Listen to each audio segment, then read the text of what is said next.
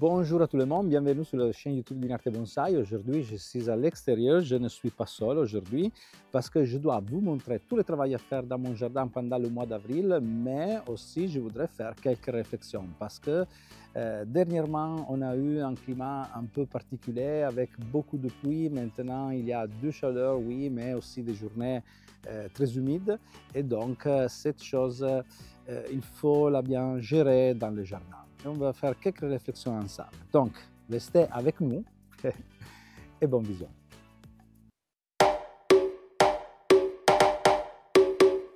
Bonjour à tous les amis d'Inarte Bonsai, je suis Carmelo Bonanno, instructeur bonsai et propriétaire d'Inarte Bonsai. Et oui, le mois d'avril arrivait aussi le printemps et on peut dire que les journées sont plus longues, les journées sont plus chaudes et donc le jardin, les arbres sentent ces choses et commencent réellement à bouger. On peut voir beaucoup de changements dans le jardin, les pousses qui commencent à s'allonger, des floraisons réellement intenses dans notre jardin qui va se remplir de couleurs de nouveaux feuillages, des floraisons. Et si vous ne l'avez pas encore compris, j'adore cette période. C'est une période réellement magique. J'adore voir les changements, j'adore voir la nature qui se réveille avec le chaleur que remplit le jardin. Donc c'est un moment magique pour moi. Mais clairement, quand les arbres commencent à bouger fort, il signifie qu'il y a beaucoup de travail pour nous. Et clairement, je voudrais commencer cette vidéo en parlant de rempotage, mais je voudrais le faire en début en répondant à Mika. En fait, dans les commentaires du dernier vidéo, je vous laisse le lien pour pouvoir le regarder. Mika m'a demandé quand je vais finir mes rempotages, parce que beaucoup de fois, il arrive à rempoter jusqu'au tard printemps, le mois de mai. Et effectivement, il me dit, tu es toujours à jour et donc je voudrais savoir quand tu vas finir tes rempotages. Effectivement, oui, je dois dire que j'ai la chance de passer beaucoup de temps dans le jardin parce que c'est mon travail. Oui, mais il ne signifie pas que je fais le rempotage tout ensemble dans une période. Il signifie que je peux regarder chaque arbre et décider quand est le moment pour le rempoter. En fait, comme je l'expliquais déjà, pendant le mois de janvier, pendant fin janvier, début février, je vais faire un programme et je vais choisir les arbres rempotés. Donc, cette année, je dois rempoter une certaine quantité d'arbres. Mais après, quand le faire, ce n'est pas moi qui décide, mais c'est l'arbre qui me donne le signal du meilleur moment. Et donc, oui, à la fin février, il faut faire le rempotage sur les érables, beaucoup de fois sur les charmes qui commencent à gonfler les chandelles, mais j'attends toujours de voir les bourgeons qui bougent. Quand je vois le bourgeon qui commence à gonfler, là, c'est le moment pour faire le rempotage. Je parle des feuillus, caducs ou persistants. Quand je vois du mouvement au niveau des bourgeons, je vais faire le rempotage. Normalement, pour les caducs, le moment de rempotage, c'est avant et après pour les persistants, mais ce n'est pas une règle fixe. Je regarde réellement la situation quotidienne de l'arbre pour décider. Et on fait quelques exemples. Ici, j'ai avec moi la gardenia que j'ai rempotée dans le pot réalisé par Marie Mongouillot et je remercie beaucoup Marie pour avoir réalisé ce pot parce que c'est réellement un beau pot avec un émail spectaculaire et après du temps, j'ai pu faire le rempotage et j'ai pu mettre l'arbre ensemble à son nouveau pot. Et oui, j'adore l'ensemble. Et je fais ce rempotage il y a quelques jours parce que j'ai vu le bon mouvement au niveau des bourgeons, des nouveaux bourgeons, et j'ai profité de ce moment pour faire le rempotage. On peut dire la même chose pour un arbre caduc, dans ce cas un être, où j'ai attendu début avril pour faire le rempotage. Pourquoi? Parce que effectivement l'être c'est un arbre qui commence à bouger les bourgeons, donc à gonfler pour ouvrir plutôt tard. En fait, il a besoin de beaucoup d'heures de lumière pour pouvoir développer les bourgeons. Et donc, oui, j'ai attendu de voir les bourgeons jusqu'à l'ouverture pour faire le rempotage. Et donc, je le fais il y a quelques jours. Pendant le rempotage que j'ai réalisé avec Christian, mon élève, pendant une des leçons ici chez moi, bon, j'ai coupé la racine ici, visible, parce que il sortait plus haute d'une barille. Et donc oui, je l'ai éliminé, mais avant de le faire, déjà dans les années passées, j'ai commencé à creuser la partie supérieure de la racine pour l'affaiblir, pour diminuer les passages lymphatiques et la rendre moins forte. Comme ça, j'arrivais au moment du rempotage avec la possibilité de l'enlever complètement, la couper, l'éliminer et laisser le nébari au niveau du sol, on peut dire. Et pour finir avec la question que m'a posée Mika, je vais finir mes rempotages le mois de juin. Je commence le mois de février et je vais finir le mois de juin. Et je vous montrerai pendant les vidéos de bonsaï, de travail à faire mois pour mois, tout le rempotage que je fais chaque mois. Et donc oui, on peut dire que le mois d'avril, c'est un mois consacré au rempotage. C'est un peu le travail le plus important qu'on doit faire sur le côté de la culture et de la santé des arbres. Et on vient à la réflexion que je voulais faire avec vous aujourd'hui. Parce que c'est clair que cette année on a eu un début d'année un peu particulier. On a eu ici, mais je pense un peu en toute la France, beaucoup de pluie, des périodes réellement pleines d'eau. Et cette année devient donc encore plus important d'être ponctuel avec le rempotage. Si on a des arbres avec un substrat qui est plus efficace comme en avance et il n'arrive pas à mettre le système racinaire dans les conditions idéales, oui, cette année, il devient très important de faire le rempotage. Parce que avoir des substrats pas idéaux avec un climat comme ça peut nous donner réellement de gros problèmes quand la chaleur deviendra plus forte et donc avoir des problèmes au système racinaire au niveau des champignons. Donc, réellement important d'avoir des substrats qui fonctionnent très bien. À propos de rempotage, pour la grande partie des pins, le moment idéal passait déjà. Comme par exemple sur ces pins que j'ai travaillé à l'occasion du congrès national IBS, on peut voir comment les chandelles sont déjà allongées. Donc le moment pour le rempotage passé, maintenant c'est trop tard.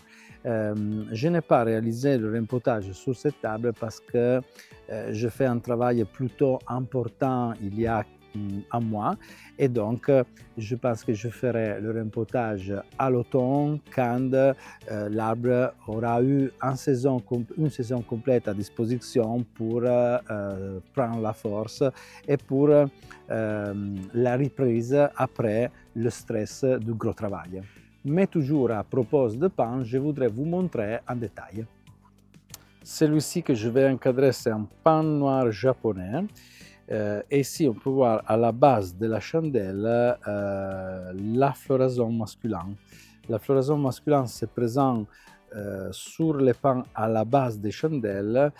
Il peut avoir des couleurs et des formes légèrement différentes selon la variété de l'arbre, mais quand même sont toujours plusieurs et à la base de la chandelle.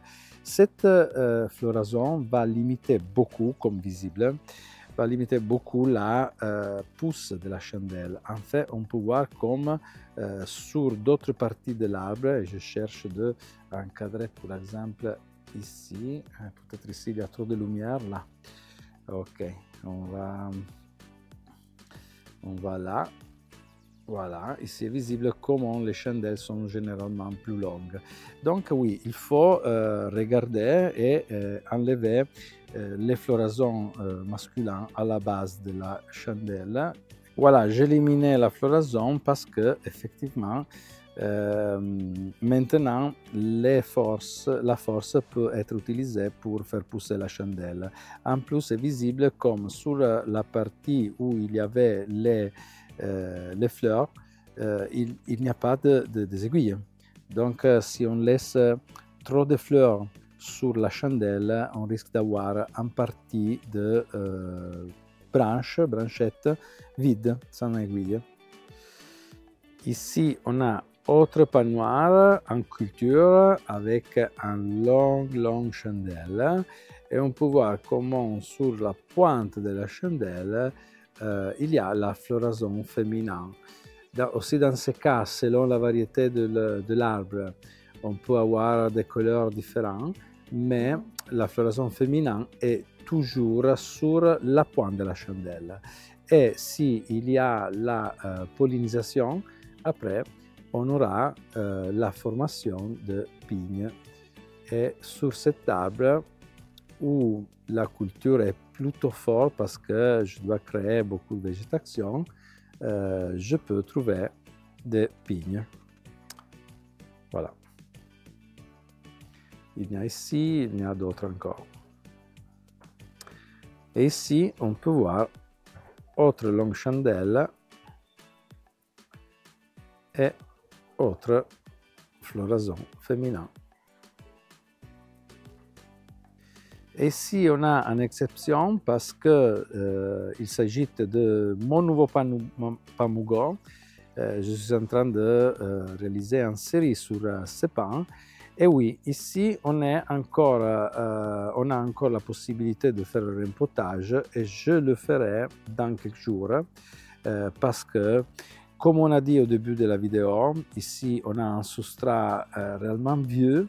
Je ne sais pas combien d'années il y a après le dernier rempotage, donc il faut que je vais mettre le système racinaire dans les meilleures conditions pour surtout pour l'été. Et comme je le dis déjà, le mois d'avril, c'est un mois consacré au rempotage. Donc, je vous montre les rempotages que j'ai réalisés dans les premiers jours et les rempotages que je dois réaliser pendant le mois. On a dit que j'ai rempoté l'être. On a dit que j'ai rempoté ma gardenia. Mais j'ai rempoté aussi, par exemple, des cotonéastères, où est visible comment les bourgeons commencent à ouvrir. Mais j'ai rempoté aussi des ifs, où était visible que le bourgeon était bien vert, donc juste avant l'ouverture. Et avec le rempotage, c'est fini, c'est tout? Non, pas du tout, parce que après ce type d'arbre, maintenant je dois penser, je dois attendre le moment idéal pour rempoter surtout des arbres méditerranéens, comme le chêne-liège, comme le chêne vert, comme par exemple, oui, la filaire que je dois rempoter, et je vous montre pourquoi je dois attendre encore quelques jours. Les bourgeons du chêne-liège avant l'ouverture deviennent bien rouges, mais comme visible ici, on n'est pas encore arrivé à ce niveau. Et donc, oui, pour rempoter cette typologie d'arbre, il faut encore attendre. Même sur le chêne vert, il faut encore attendre quelques jours pour rajouter le moment idéal. Je dois faire des rempotages aussi sur des bruyères. C'est un arbre un peu particulier parce que la floraison c'est plutôt longue et la floraison commence vers février, fin février et continue pour longtemps. En fait, sur cette essence, par exemple, il avait une floraison vraiment intense. J'ai dû enlever complètement la floraison pour pouvoir donner réellement la possibilité à l'arbre de pousser au niveau de végétation. Et maintenant, oui, je peux faire un rempotage dans les prochains jours. Sur cette typologie d'arbres, on a des floraisons réellement intenses qui vont remplir complètement la partie végétative. Et je dois dire que aussi la pousse de partie verte est beaucoup limitée par la floraison. Donc quand on a des arbres en culture, c'est toujours une bonne chose de limiter beaucoup la floraison sur ce type d'arbre. On a beaucoup parlé de rempotage pendant cette vidéo, mais effectivement, pendant le mois d'avril, je ne dois pas seulement penser à rempoter les arbres. En fait, comme on a dit, c'est un moment d'explosion. Et les arbres qui ont bougé déjà depuis quelques semaines, maintenant, ont une certaine longueur sur le côté de la pousse. Et donc, sur des arbres déjà aboutis, où j'ai déjà donné la forme et oui, aussi la structure del plateau, c'est clair que je dois travailler avec les ciseaux pour garder la forme. Donc, raccourcir les branches qui s'allongent trop et favoriser comme ça la pousse plus en arrière. Autre chose que je fais pendant le mois d'avril, c'est commencer l'apport d'engrais. Je n'ai pas l'habitude de commencer en avance. Je laisse toujours l'arbre ouvrir avec les énergies qu'il a réservées pendant l'année passée. Et donc oui, je commence l'apport d'engrais maintenant. Vers la moitié du mois, je commencerai avec l'apport d'engrais pas trop azoté. Donc en titulation avec un bas titre d'azote et un titre plus haut de phosphore et potassium. On n'est pas encore dans les moments plus forts sur le niveau de la pousse de l'arbre, donc je préfère donner un engrais qui favorise au mieux l'ouverture des bourgeons et le développement des petites branches. Cette chose est plus importante dans ces périodes. Pour finir cette vidéo, je voudrais souligner une dernière chose. À partir de ce moment, on commence à laisser tomber un peu les ligatures sur les arbres parce que on a beaucoup d'ouvertures, beaucoup de branchettes vraiment délicates et donc il faut faire attention. Et beaucoup de fois, la ligature maintenant signifie abîmer la nouvelle végétation. Donc, pendant ces mois, on travaille beaucoup plus avec les substrats pour le rempotage et les ciseaux pour les coupes. Mais il ne signifie pas qu'on n'a pas beaucoup de choses à faire parce que quand même, la nature maintenant commence à accélérer, elle va vite et on doit toujours suivre le comportement des arbres.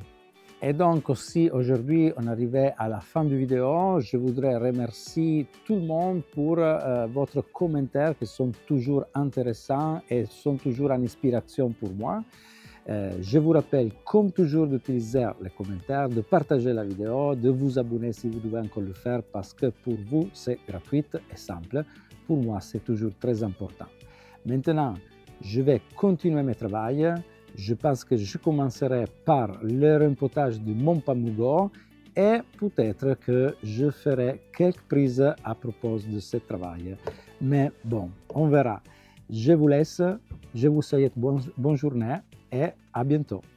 Ciao, ciao!